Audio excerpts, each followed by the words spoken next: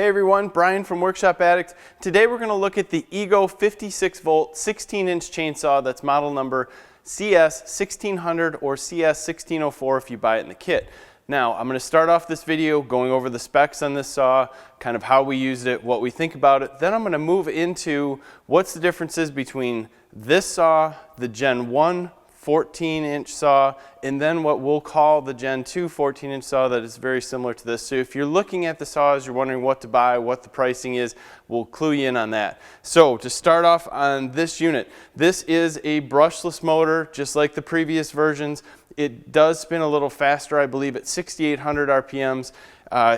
This model comes with a 5 amp hour battery, which if you've watched our other videos on different chainsaws, it's a blessing. The higher the amp hour battery you have, the more power you're going to get and the longer these things are going to last. If you're using it for a chainsaw, you need some time in the field to use it. It's just not a 10-minute job when you're going out to cut. So 5 amp hour battery is awesome. This is something that I've kind of said to Ego before.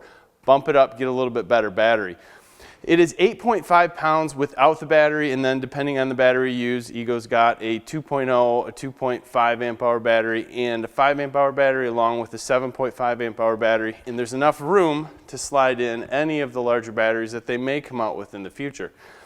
Now this is a 1200 watt motor, and the software inside this unit can detect what battery you have in it. So for example, if you had the 2.0 battery in here, that's a 1P battery, you slide it in, the saw is going to adjust how much power or load it can put on the battery, drawing to the motor, and say, hey, you know, the power level can't go above this because we're doing too much current through the battery, it's going to get too hot. You bump up to the higher amp hour battery, the 5.0 that comes with this, it says, hey, I can really put some load on this because I have a 2P battery now, and I can put out some power. Jump up again to the 7.5 amp hour, which comes with their 21-inch self-propelled mower, or you can buy it on your own. Then this thing really starts to kick out some power, and because that's a 3P battery, and it can spread the load out over all the cells.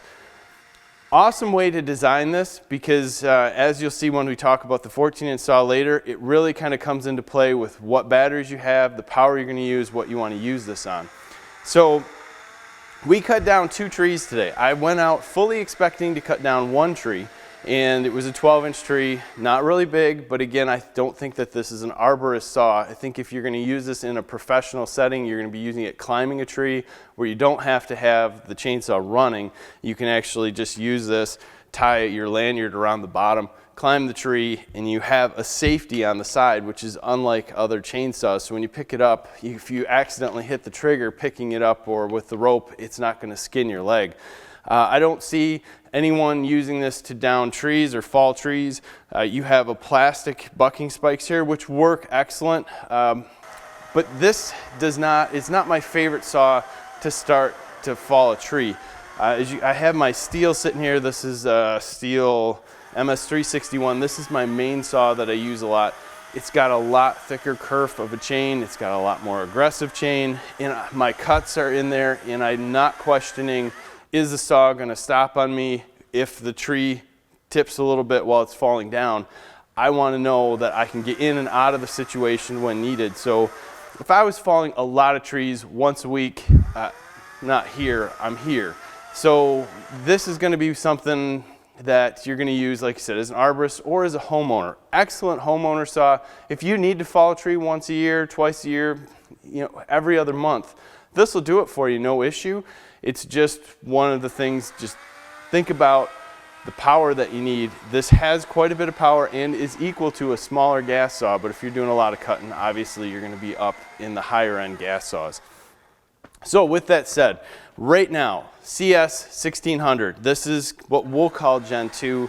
They're not really separating the generations. This is kind of rolling revision. Now the difference between this saw and the Generation 1 14-inch saw is really hard to find. There's not much out there. You look at the bodies, they're different. The dead giveaway on it is this upper handle. There's some lines and ribs that go across this upper handle on both the Gen 1 or on both the Gen 2 14-inch and 16-inch saws. The Gen 1 has a smooth handle along the top. Now the second giveaway on it is going to be the actual bar. On the bar, this one says 16 inch. The second generation 14 inch will say 14 inch on the bar. But down the road, if you're looking at these used, somebody could have changed the bar. These have an Oregon bar and chain. You can find a new bar anywhere. So this upper handle is going to be your giveaway. Now the difference that reason why you're looking for the difference is they have an upgraded motor that's in the second generation. Now the difference between Generation 2 CS 1400 and CS 1600 saws, the 14 and 16 inch, is the bar and chain. Now when you buy the kit with the 14 inch, it comes with a 2.0 amp hour battery, which is going to yield you less power due to the way that the internals of this unit are going to work, and it's basically just going to feel a little less powerful than this unit that comes with the 5.0 amp hour battery. But if you put the 5.0 amp hour battery in the 14 inch saw, you're going to have the same power as this 16 inch saw. So when you're looking at the Gen 2s, decide how big a bar you need, what kind of deal you're getting. Do you already have a large Ego battery from some other tool? Buy it as a bare tool. You got the same power as a 16 inch, just a shorter bar. And if you need a bigger bar, you can go buy them pretty easy. But if you're looking at them as a kit, highly recommend you go to the 16 inch just to get the larger battery. The 2.0 amp hour battery works, cuts your runtime down a lot, and you don't have the same amount of power as you do with the 5.0 amp hour battery. If you're looking at this for hunting and you're saying, I'm going to clean up my blind area, I'm going to just, cut small paths, do a little limbing, or use it around the house just to kind of take care of little things, you could probably get away with the 2.0 amp hour battery, but I'd still highly suggest if you plan on using this for anything larger, or you have a tree fall in a storm or anything, upgrade, buy the 5.0 amp hour battery. If you buy any other Ego equipment, their blowers, their lawnmowers, their hedge trimmers, that 5.0 amp hour battery is priceless and lasts a long time. Now, I really think going to a battery operated platform from a gas gives you a little bit of weird sensations. The trigger on here is not variable speed. That is one thing that I really wish they do. I think it could increase battery life, but there's a slow start on the motor, so it gives you the feeling that it is variable speed. It's one of the things that when you're limbing small branches, you kind of just give the trigger a go and hit it as it's ramping up, and you're not cutting off a tiny limb at full RPM. Not a big deal. My second complaint with the Ego system is the battery charge. Now this lights up green. I just cut down 2 trees with this, and as I was cutting down the trees, this battery was turning red. I know it's not fully charged, and I wish it had a fuel gauge on it. I wish I could go put this away and say, hey, this battery, look at it in a week and say, hey, this battery has 25% left. Instead, if I put this battery away right now, I'd push that button and say, green, I think it's charged. I know for a fact this isn't.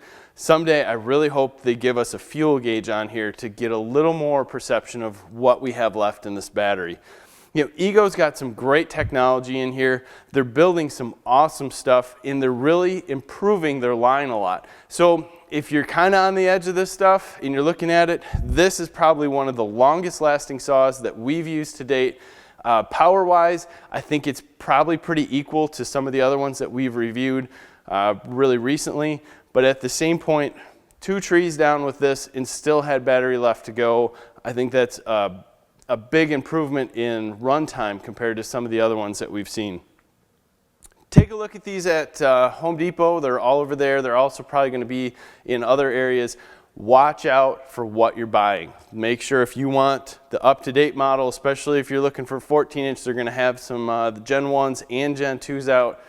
Remember what we said earlier about the knurled bar on the top, and if you're looking at them new, look for the 14 inch designation on the chain. Thanks for your time, guys. I know this was a long video. Hope it helps you out when you're going to purchase one of these. Nice saws, great for any homeowner, great for a guy who's going to climb trees with it. Awesome little units. Subscribe to our channel and give us a like on this video. We do a lot of stuff on social media. We have a lot of cool things out there. Check us out. Look for Workshop Addict out there. Thanks for your time, guys. Have a great day.